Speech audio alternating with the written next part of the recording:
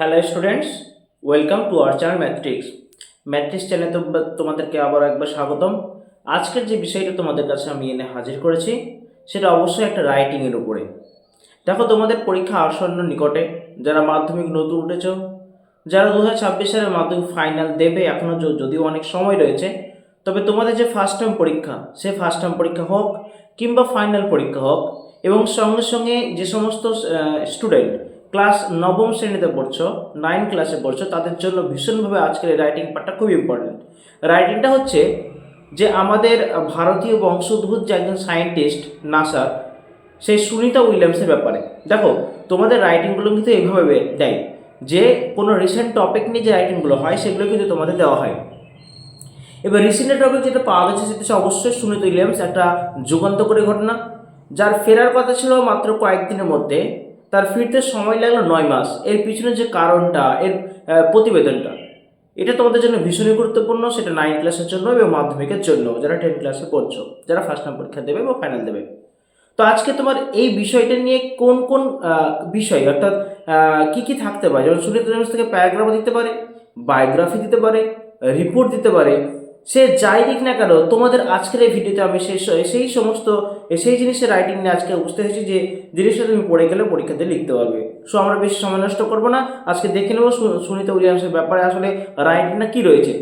Most probably তোমাদের report হিসাবেই দিতে পারে, তবে বায়োগ্রাফি বা প্যারাগ্রাফও দিতে পারে, এটা কিন্তু ধরে নিতে হবে। সেই হিসাবেই তোমাদের আজকের রিপোর্ট সুনিতা উইলিয়ামস। চলো দেখে নিই। তো দেখো স্টুডেন্টস, তোমাদের জন্য সেই রাইটিংটা আমি নিয়ে চলে এসেছি। এই রাইটিংটা পারলে তোমরা এক এক করে পরপর লিখে নাও, আমি পরপর পাতা উল্টাবো, আমি পরে শুনিয়ে দেবো, ভালো করে বুঝে নাও, এবং তোমরা চাইলে এটা স্ক্রিনশট নিতে পারো। চলো আমরা দেখি। প্রথমে হেডিংটা প্রত্যেকটা আমি এখানে প্রথমটা বড় হাতে, বাকিগুলো ছোট হাতে নিয়েছি। তো আমি বলবো তোমাদেরকে যে কোনো রাইটিংয়ের হেডিংগুলো প্রত্যেকটা ক্যাপিটাল লেটার ইউজ করবা। সেটা এখানে আমি লিখে রেখেছি সুনিতা উইলিয়ামস রিটার্ন, অর্থাৎ সুনিতা উইলিয়ামসে ফিরে আসা। এখানে এক্সট্রা লিখতে পারো অন দ্য আর্থ, না করলেও হবে, তোমরা একটা হেডিং দিয়ে দেবে। এরপর কি লিখবে তোমরা ঝটপট লিখে নাও, বা তোমরা স্ক্রিনশট নিতে পারো।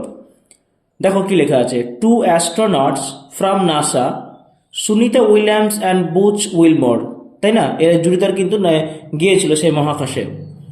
The part of the crew 9 mission return to earth on 18th March 2025 after 9 months at the International Space Station।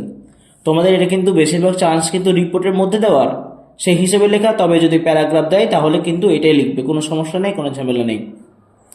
ওকে, যদি আবার এটার জন্য বায়োগ্রাফি দেয় তাহলে খুব সহজ, কারণ বায়োগ্রাফির পয়েন্ট তোমরা কিন্তু পেয়ে যাবে। জন্ম তারিখ বলো, জন্মসাল বলো, বা ডেট বলো, যা কিছু, বাবা মার পরিচয় বলো, বংশ পরিচয় বলো, যা কিছু তোমরা হিন্টের মধ্যে পেয়ে যাবে। তার সঙ্গে সঙ্গে মধ্যেখানে 2-1টি লাইন এগুলোর মধ্যে থেকে তোমরা লিখে দেবে। সো তোমাদের এখান থেকে প্যারাগ্রাফ হোক বা বায়োগ্রাফি হোক, রিপোর্ট হোক, কোনো সমস্যা আশা করে লিখতে অসুবিধা হবে না। রিপোর্টটা আমি দিয়েই দিচ্ছি। ওকে, এবার কি হচ্ছে, 9 মাস পর ফিরে আসলো 18 তারিখ 2025 সালে পৃথিবীতে। যার ক্রু মিশন ছিল 9। ওকে, এটা অবশ্যই কিন্তু উল্লেখ করে দিতে হবে। সঙ্গে কে ছিল? Butch Wilmore. ওকে, চলো নেক্সট বলছে, their presence in space and safe return caught global attention as the short mission turned into a months long. বুঝতে পারছো, তাদের যে উপস্থিতি মহাকাশে এবং এবং নিরাপদে যে ফেরা, সেটা কিন্তু পুরো বিশ্বকে আকর্ষিত করে তুলেছিল। As the short mission turn into a months long, তাই না?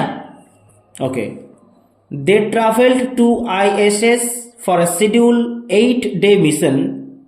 ঠিক না, 8 দিনের মিশনটা ছিল, ঠিক আছে। বাট কি হলো, they were forced to stay, কিন্তু থাকতে বাধ্য হয়েছিল, as the Boeing Starliner capsule, যেখান থেকে ফিরবে যে মহাকাশযানে, সেটা কিন্তু ঠিক অবস্থাতে ছিল না। Developed technical shoe with its propulsion system during its maiden test of light. People of the wild world were overjoyed by their return, অনেক আনন্দিত ছিল এবং এক্সাইটেড ছিল খুব। After safe landing they promptly attended to by medical teams. দেখো, ওরা কিন্তু মহাকাশ থেকে ফিরছে, তার মানে কি, ওদের তো ওজন বলো, খাওয়া দাওয়ার অভ্যাস বলো, পুরো মহাকাশে এমনই ছিল যেটা পৃথিবীর সঙ্গে কিন্তু মিল নেই। ফলে যখন ওরা মহাকাশ থেকে পৃথিবীতে রিটার্ন করছে তখন তাদের যে একটা ফিজিক্যাল একটা স্ট্রেংথ থাকে সেটা কিন্তু নর্মাল মানুষের মতো থাকবে না। সো কী করবে, তারা মহাকাশ থেকে এলো, তাদেরকে মেডিকেল টিম তাদেরকে চেক আপ করলো। সেখানে বলা হয়েছে যে after safe landing they promptly attended to by medical teams. তারা কি চেক করলো? They checked their of muscle atrophy, bone density loss and rehabilitation. তাই এই জিনিসগুলো কিন্তু অবশ্যই করতে হবে ওদেরকে। তারপরে কি, this mission underscored the inherent challenges of space travel by astronauts. Obviously এটা তো অবশ্যই হয়। This mission underscore the inherent challenges of space travel by astronauts. Sunita's unwavering commitment continues to inspire future generation in the realms of science and exploration। বুঝতে পারছো, এই যে সুনিতার যে unwavering commitment, যে মন্তব্য, সেটা কিন্তু ভবিষ্যৎ প্রজন্মকে, ফিউচার জেনারেশন, ভবিষ্যৎ প্রজন্মকে কি করছে, আর উৎসাহিত করছে। এরকম কিসের রাজ্যে বলছে? বিজ্ঞানের প্রযুক্তির রাজ্যে যারা ফিউচার জেনারেশন হবে তাদেরকে সায়েন্সের প্রতি আরো মনোযোগ আকর্ষণ করবে আজকের এই ঘটনার প্রতি। সুনিতা উইলিয়ামস যেভাবে নাসা থেকে হোক, সেটা আমাদের ভারতের বংশোদ্ভূত, তাহলে ভারতের প্রত্যেকটা ব্যক্তির সাথে সাথে কি করবে, পুরো বিশ্বের মানুষকে কিন্তু উৎসাহিত করে তুলেছে, তাদের মধ্যে আশা জাগ্রত করেছে, তাই না?